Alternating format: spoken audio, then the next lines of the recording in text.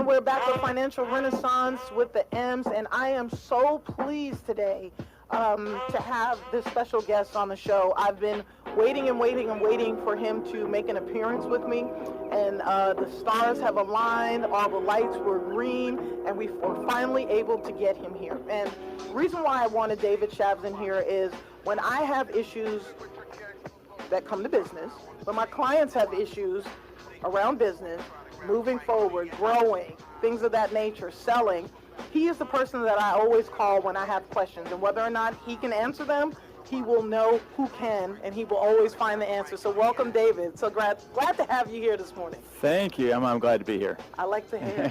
Oh, well, thank you. You did something special for me? Of course, yes. He just told me to shave my head.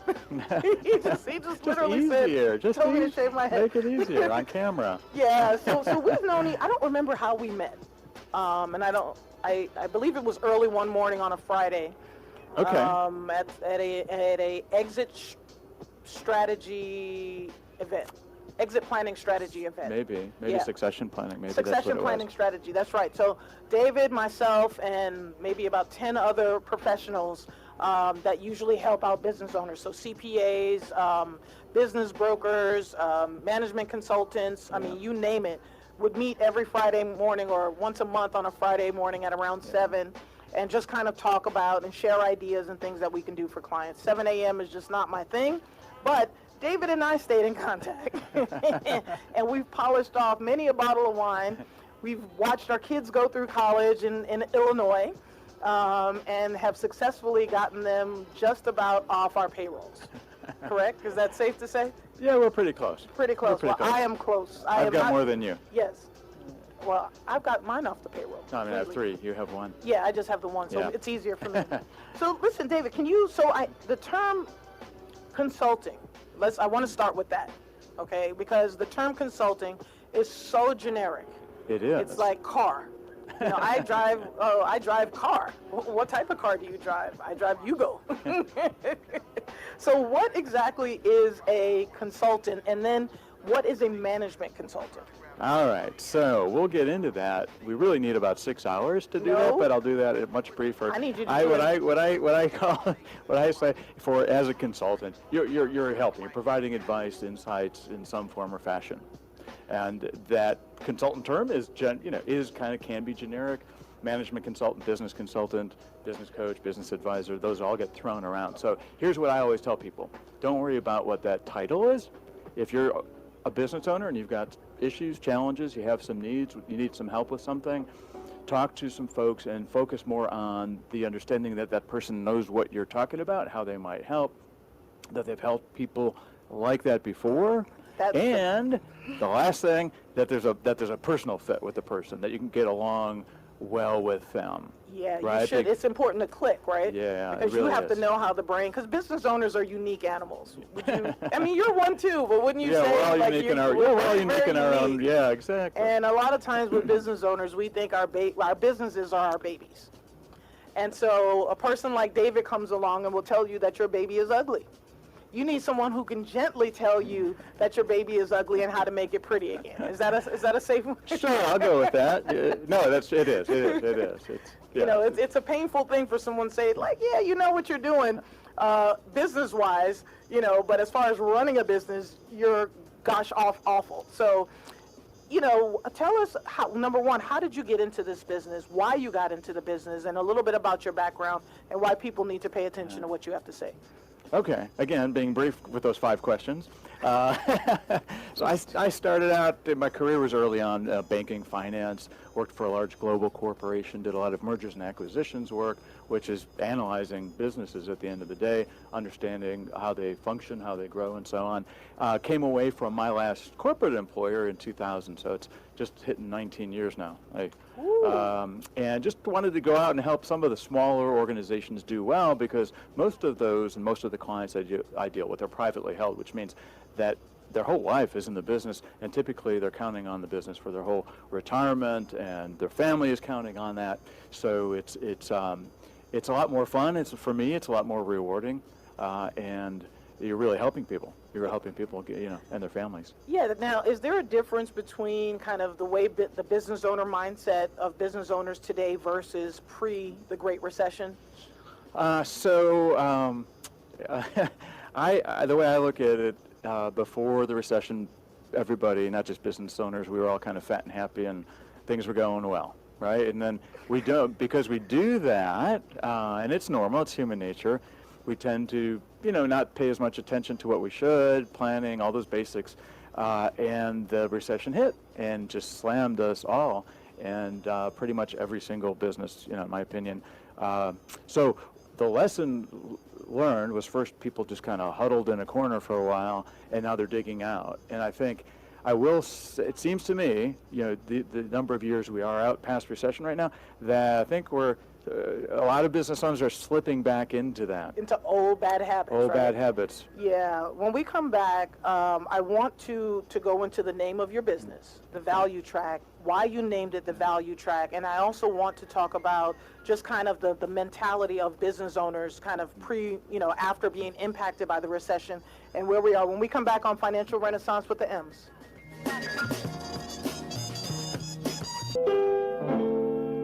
And we're back with Financial Renaissance with the M's and our special guest, David Shavzin. Before the break, we talked a little bit about the recession, and the reason why I want to bring this up is because I think we're seeing the same things happen. Human beings are so interesting. During the recession or right after the recession, business owners were running around like they had post-traumatic stress disorder, like shell shock, PTSD, right? And now what are you seeing? I see they're starting to, I think, get up on that path to being a little bit fat and happy again. I call it stupidum. Stupidum. Yes, yeah, stupidum. It's human nature dumb, I guess, and again, it's normal. So when we talk about the basics of business, and we'll get into what I'm doing now, the focus and the company name, talking about business value. So much of it is just basic blocking and tackling. It's just basic business. If we do the right things in our business day to day, we have a business plan, and not get thrown around by either the highs or the lows in the recession, we'll be much better off. Yeah, well, that's going to be a deeper conversation, because I'm seeing a lot of the same things that I saw before, and it's scaring me because a lot of these business owners don't have the time to handle another dip the way they handled the last time. Yes. Tell me about the name of your business.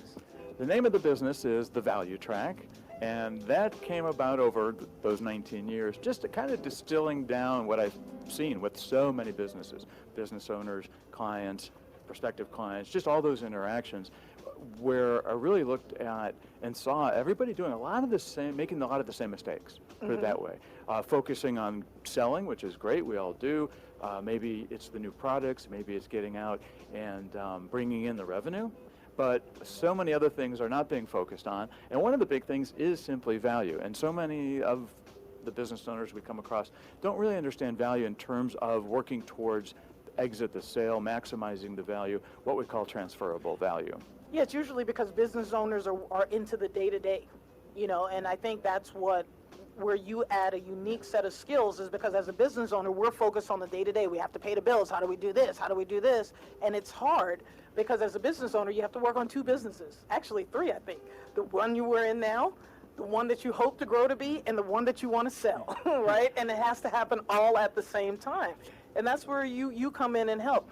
When we come back from the break, what I'd like to do is for you to just dig into how most business owners have the same set of issues. Doesn't matter what your industry is, but it's all the same set of stuff. When we come back on Financial Renaissance with the M's. Lots of people meet friends and potential love interests online through dating sites, social media, or mobile apps. It can be a great way to meet people, but not everyone is who they say they are online. In fact, scams related to online relationships are on the rise. It's a red flag if the person wants to move quickly to personal email or instant messaging to continue talking. Professors Love Quickly claims to be from the United States but is working or traveling abroad. Plans to visit but cancels at the last minute. Ask for money to deal with an emergency or ask you to open a bank account for them. Here are some things you can do. Cut off contact if you suspect a scam. watch your wallet. Don't wire money, send cash, or put money on gift cards for someone you know only online. Learn more about online relationship scams at aarp.org/fraudwatchnetwork. This is big business. This is the American way. Station Network. See ya. And we're back with Financial Renaissance with the M's. Listen, today's show is one of those shows where if you know a business owner, you need to wake them up. You need to call them. I know we like to text. No, I need you to pick up the phone and call your friend, or just share the link with them on their page or at them, whatever, but they need to hear this information. In the studio today, we have management consultant David Shavzin. Over 19, let's just say 20 years. 20 sounds better than 19. Over 20 years of experience in helping businesses and business owners figure out the value and run efficiently, grow their businesses, and eventually sell their businesses. And before the break, we were talking about the recession. A lot of business owners, before the Great Recession, their retirement plan was their business. They weren't concerned with investing money. They didn't diversify away from their business. Their business was their baby, and they were going to sell their business for millions of dollars. And then the recession hit, and they found out that their business wasn't worth jack because they themselves were the business or some other reason. So let's talk about where we are, where business owners are, and how you, as a management consultant, can help people work on, adding value to their business or refining, I don't know what you do to cultivate value and growth and finally get that business owner prepared to sell. So that's a great question, Emma. And we're going to start right with value. We're going to start with value because most people think their businesses are pretty valuable, but they don't understand value when we talk about transferable value. And that really is what a buyer is going to pay for. What they see as value. So I have a business, and so no matter what I think the value of that business is, doesn't really amount to a hill of beans. Yeah, it matters what the seller, what the buyer is willing to pay for it. Yeah, okay. Yeah, and so internally, some of those common things are, I'm going to look and see how much the leadership team and staff are trained up, right? Oh. If the business owner leaves, if I buy it from the business owner and the business owner's gone, what knowledge has just left the company? As an example, if I walk in the door, how do I know what to do? Are there written procedures as to what needs to happen? Are there not just customers and good revenue, but is that recurring revenue? So there's so many factors that drive what really is value from that buyer perspective. Okay. And we're not focusing on those things. So value is more than just the business. It's also the employees, which you should treat right and pay right so that they stay so you can sell your business. Treat them right, but educated and know the business, right? That's a Chubb Rock song, Treat Them Right. You don't know that. Do you know that? No, you know Chubb Rock? No, I don't. Okay, we'll have to play that. So now what about the growth and I know that as a business owner myself, growing is painful. Growing can be very painful. Yes.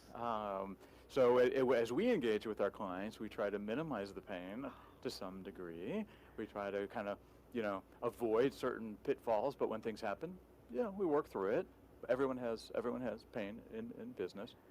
Yeah, and as a business owner, I'm going to say this, and I am very, Trina, would you say I'm cheap, frugal, don't like to spend money? I don't like writing, all of the above. If there's a comma involved, I'm catching feelings, and I will try to do it myself, even if I'm up till 2 o'clock in the morning, because I was raised like that. You don't need to hire anybody. You can do that yourself, girl. That's the type of stuff I grew up with. Like, you don't hire anybody. But what I will tell you is, as a business owner, it is cheaper to take the L and stroke the checks and hire someone than it is to try to figure it out on your own because you think you're a genius, okay? Exactly. And I'll take it a step further. It's hire not just someone, but you need a team around you, right? Business is complicated, so it's the things that I do with exit and succession planning, building value. It's what you do on the financial planning side. It's the marketing support. It's the attorney. Yeah, we need a team. You need a team of professionals, and that's one of the things where me and my day life. It's tough to write that check. Right. I want to act like a quarterback, if you will, or a conductor, and make sure we've got our management consultant, our business attorney on deck, our estate planning attorney on deck, our CPA on deck, our certified financial planner, our business broker. Like, literally, there needs to be a team of people in a room talking about your business on an annual or biannual basis, period. It needs to happen. Yeah. Now, How much time do we have before you send us to break? I'm good? All right, I'm good. So what about when business owners think about their value and the employees and things like that, do you ever talk to business owners about the amount that they're paying their employees? Yes, I do. It comes into strategy, right? Especially with the ups and downs. You were talking about the economy earlier, Right. When we hit that recession, the first notion is to lay people off, cut salaries, all of that, right? What happens? You'll lose all those people, and when things do pick up, you have to rehire, retrain. It's really expensive, and so yeah, if you can figure out a way to treat them well, retain them, pay them. We have one client who went through that recession, not only kept everybody and paid their full salaries, but did their normal annual increases because of the planning and forethought, right? Oh. They understood what's going on in the up and down life cycles of the economy. Right? So working with you is like, and I've been talking to everybody about the recession, working with someone like you will prepare a business owner for I mean, we know it's going to happen, right? We know what's happening. So working with someone like you will prepare us for it. Yeah. You'll teach us how to batten down the hatches? Well, batten down the hatches, here's the more important point. We talk about when we're working with our clients, it's doing things every single day, every single year, whether the economy is up or down. If you're doing the right things along the way, the downs will be less problematic. Yeah, business owners, and depending on, and I was going to ask you, and maybe when we come back from the break, to talk about, the B2B, the professional services, the different types of businesses, and how to maybe round things out or just kind of balance things out a little bit. Yeah. We'll be back in 300 seconds. We're going to have David Shavzin, and then we're going to have my top 5 news stories of the week on Financial Renaissance with the M. And we're back with Financial Renaissance with the M's. Thank you for listening to us this morning on Sensation Station Network.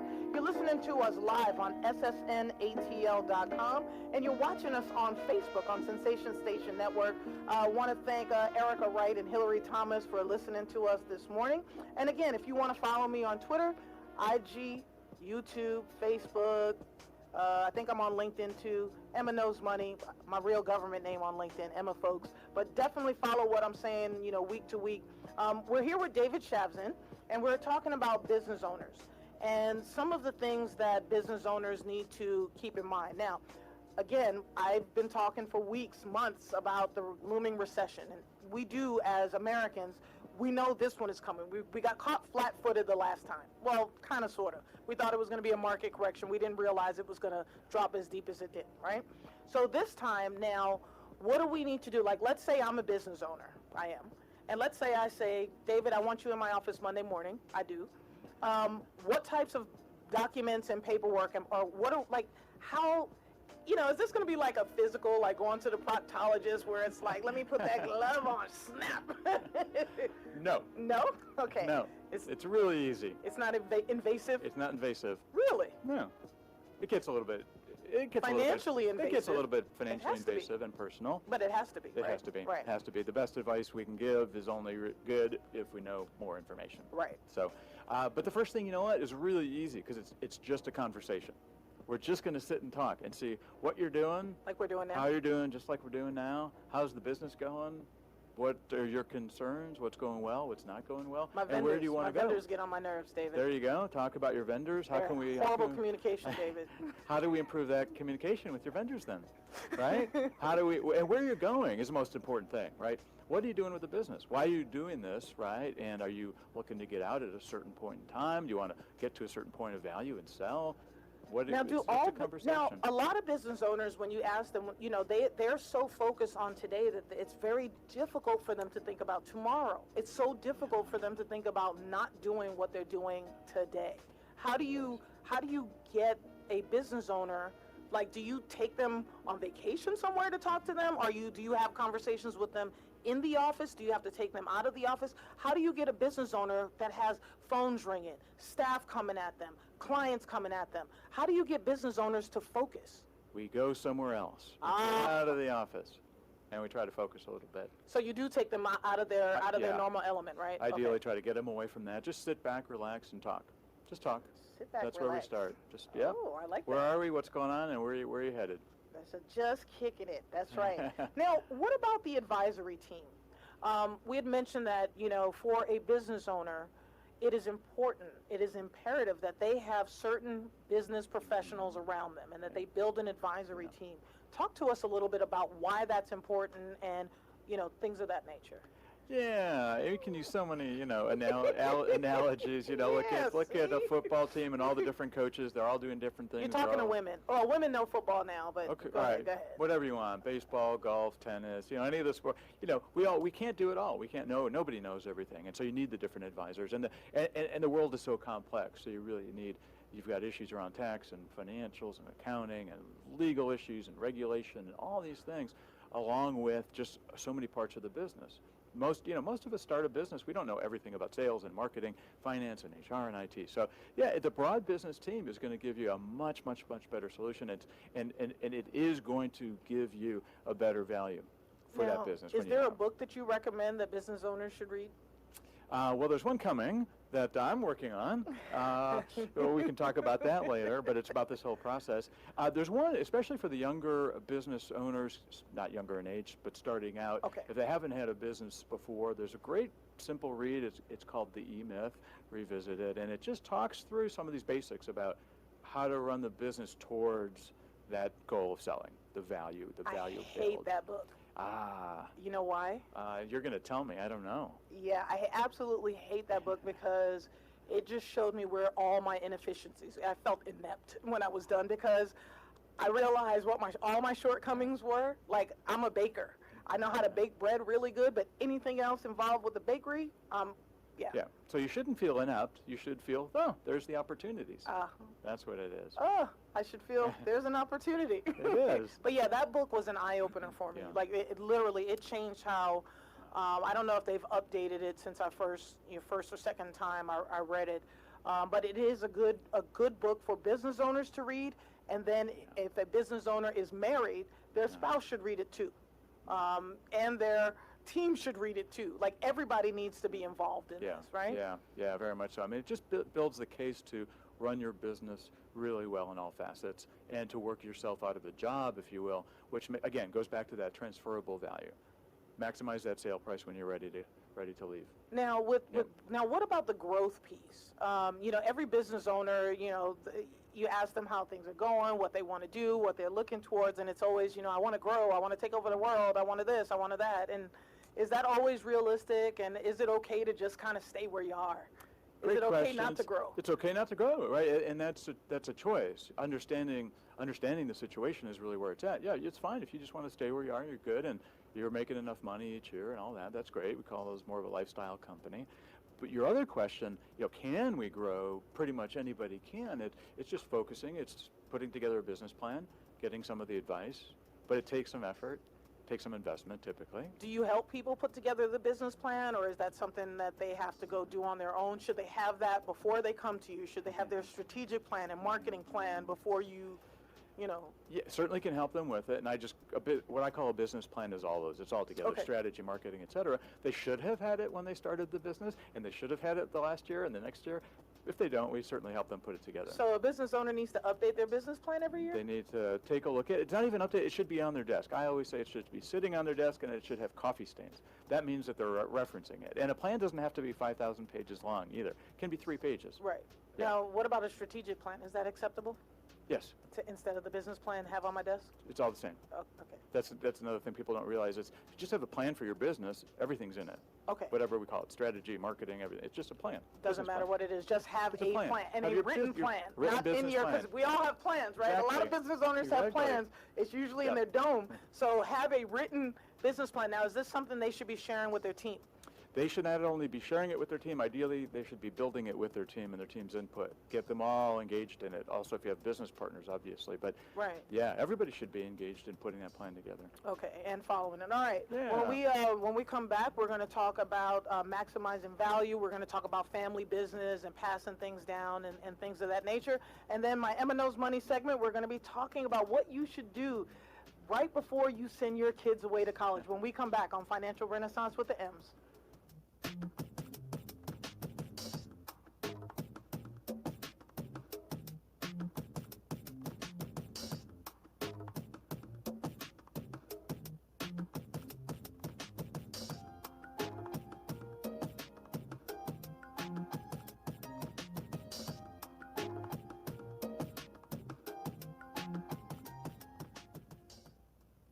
Everybody successful lays a blueprint out. You laid the blueprint out. I stayed true to my dreams, and by doing that, eventually it came true. A lot of times, you know, it's like in life, right? Life brings like drama, and you got to deal with this person, and then funky relationship here, and all these things. You try and just kind of balance them out as best I can. Make a choice. Right? You just decide what it's going to be, who you're going to be, how you're going to do it. Just decide. And then from that point, the universe is going to get out your way. Everybody wants to be a beast until it's time to do what real beasts do. Unleash your beast. Write your history.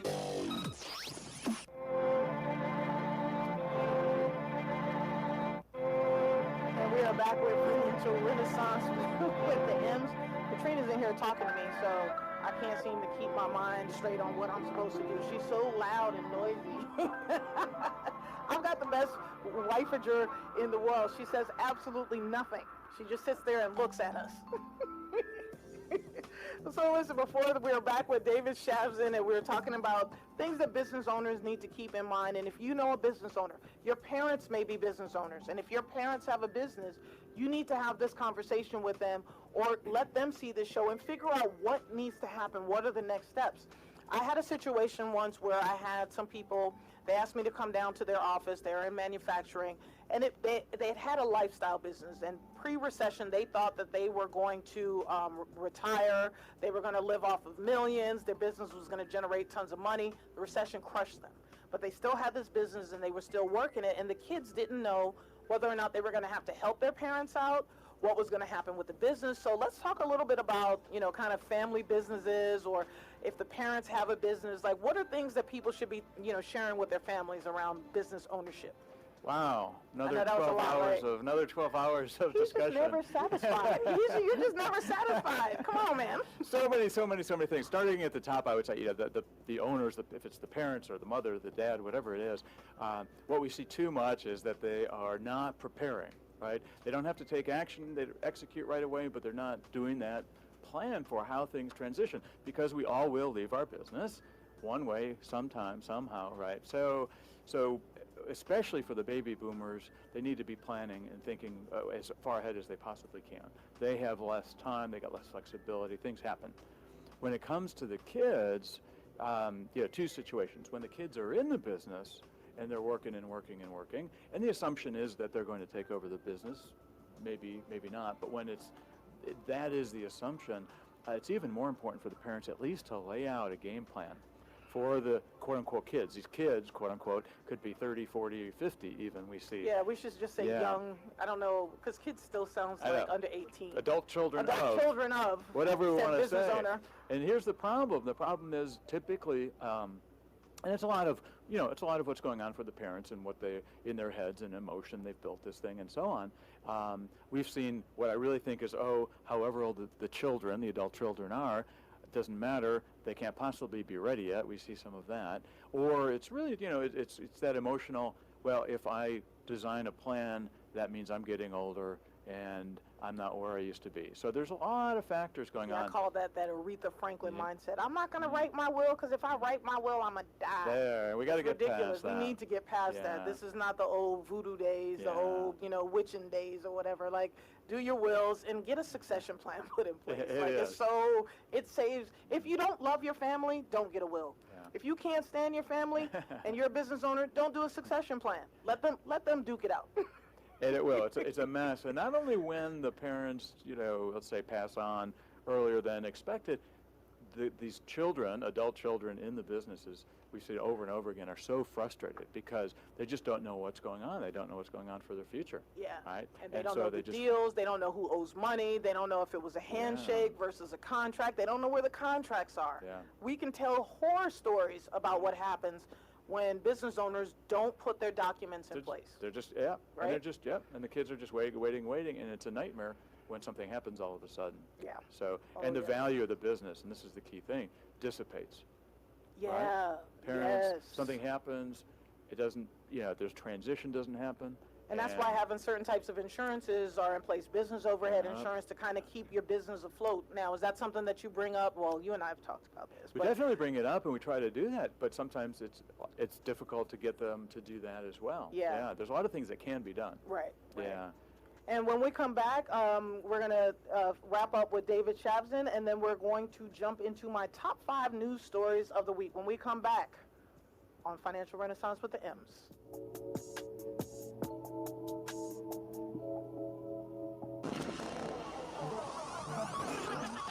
Sensation Station Network. And we're back with Financial Renaissance with the M's. Thank you for being with us this Sunday morning on the Sensation Station Network.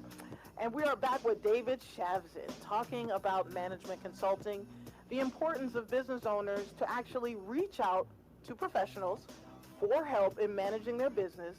It is better, I have learned, to reach out for who you need before you need them. I have learned the hard way. Trust me, you don't want to build your business the way I've built mine. It has been full of trials, tribulations, and many speed bumps. Got a lot of lumps up underneath the hair. So, David, let's say someone has been listening to you, and like me, they're like, you know what, I know this guy, and there's a lot of people that know you. I need to call David. I need to figure out what it is that I need to do to get my business in order so that I'm prepared for the recession. And not only am I prepared for the recession, but I'm prepared to possibly take advantage financially during the recession. How's that sound? That sounds good. That's where I want to be. Excellent. We'll work on So that. we'll work on that.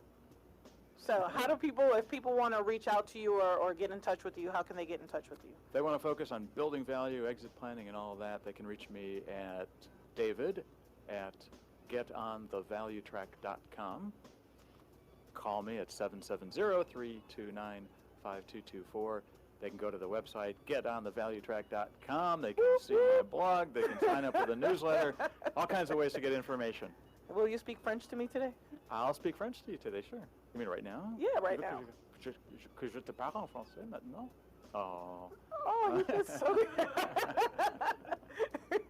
David, thank you so much for being here today. I know you're going to get some calls. I know I'm going to have a ton of questions just about, again, as a business owner, we're always so focused on today, and, working with someone like you will actually force us to remove ourselves from our day-to-day operations and focus on our business and not being in our business. And I think that that's going to be a great thing. So thanks for that, man. Pleasure. All right. Thank you. So let's talk about our market movers and losers. Do you know what a loser is, David? I All do. right. A loser at me. is the is the opposite of winning. So let's talk about what's happening in the S&P 500. I can name all 5 of the top gainers this week because you know them all. Mattel, that's right, our toy company, was up almost over 13%. United Health Services, both shares of Google, Alphabet Class C and Alphabet Class A, were up, as well as Starbucks. On our NASDAQ, Google was up, Starbucks was up, Pfizer and T-Mobile were up this week. NASDAQ decliners, Charter Communications. Now, our Dow Jones gainers were Coca-Cola, Procter & Gamble, United Health Group, Verizon, and Visa. Didn't we hear something about Verizon this week? No? We heard about a merger between T-Mobile and Sprint, but somehow Patrina, in telling me this, threw the word Verizon in there, so I don't think they're all 3 merging, but Trina's where they are. Now, as far as the Dow Jones losers, we had the Dow Inc., 3M, Chevron, Caterpillar, and Intel were all down this week. For our recession watch, Dow Jones closed at 27,192. The S&P 500 index closed up at 3,025, and NASDAQ closed at 3,330. All right. Our Dow Jones U.S. home buying construction index, we were down almost 1%. So, again, the home construction index is something that we're going to be looking at when we're thinking about the recession. When is home building going to slow down? When is home buying going to slow down? That is one of the signs and symptoms, as well as what's happening with our 10-year Treasury and our 2-year Treasury. We're waiting for an inversion, but that hasn't happened. So 10-year Treasury closed at 2.07 on Friday, and the 2-year Treasury closed at 1.86. So there's about a 20th% spread, less than a quarter, 20th% spread between the 10-year and the 2-year. When the 2-year and the 10-year invert, okay, that means that the 2-year Treasury will be worth more than the 10-year. We will be smack dab in the middle of a recession. And once again, they will not tell us we're in a recession until possibly a year from now, okay? Sneakerhead stocks. What's going on with Nike? Nike, Adidas, Puma, Under Armour, and Foot Locker all finished higher this week. The only one that didn't do well was Skechers. Skechers finished low at about $39.11. Our luxury retail markets, Barney's of New York, may be filing bankruptcy. That's right. Their flagship store on Madison Avenue rent went up. I think they were paying about $15 million a month, and the rent is going up to $30 million a month. So a lot of these major retailers, these high-end retailers, are trying to figure out what to do in our new world because everybody's buying stuff online. So closing out the week, we had Hennessy, Louis Vuitton, Moet. They're on the European market. They closed up at about €385. Ralph Lauren closed down. Tapestry Inc., which owns a ton of companies, they closed down as well. And Tiffany closed down. Estee Lauder and Hermes finished the week closing up. Now, Cannabis Watch, let's talk about some of these pot stocks. Aurora Cannabis, Cronus, and Canopy finished the week down. Tilray and GW Pharmaceuticals finished up. Now, what I will tell you about Tilray has acquired Smith & Sinclair to develop CBD-infused edibles. That's right. And when we come back on Financial Renaissance with the M's, we are going to jump into my top 5 news stories for the week.